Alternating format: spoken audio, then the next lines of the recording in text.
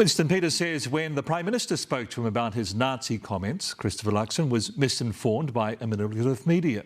Luxon laughed off the claim, saying he's capable of making his own decisions and that all political leaders need to grow up. But just after he said that, Peters barrelled past the media playing Chumbawamba. Here's Jamie Insall. Waiting patiently for a free camera before blasting the song from his phone, refusing to talk to media. Mr. Peters, are you able to admit that you're wrong? Are you able to say, sorry, I'm wrong? Winston Peters won't let anyone keep him down, not even his boss, the Prime Minister. He said to me, I was told this, this and this, and I said to him, by who? Did you hear my speech? No.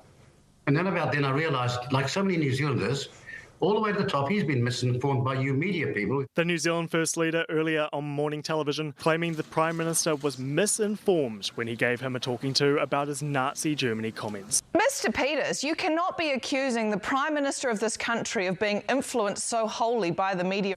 I just said that, and that's the truth. I am quite well capable of making my own decisions. I think Winston Peters is humiliating the Prime Minister. Luxon saying all politicians need to do better. The comments and the language from all sides of politics, from all political leaders, for goodness sake, everyone needs to grow up. But Peters is showing no sign he's listening or willing to back down after comparing co-governance and Nazi Germany. I've seen that sort of philosophy before.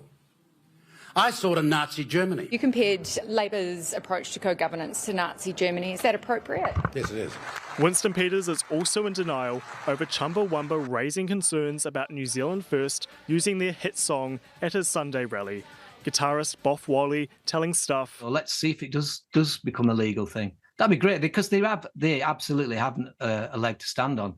They're playing it in a public place and they haven't asked permission. I'm kind of hoping, he's going to get a life jail sentence and we'll come and visit him. Are you able to admit that you're wrong?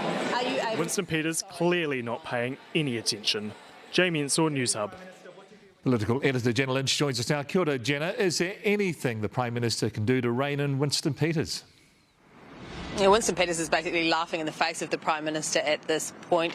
He always has to be the one that gets the last word. He does not admit if he's got something wrong. There is always someone to blame. And the problem for Christopher Luxon is this is likely to continue, and it's not just coming from one side of his coalition.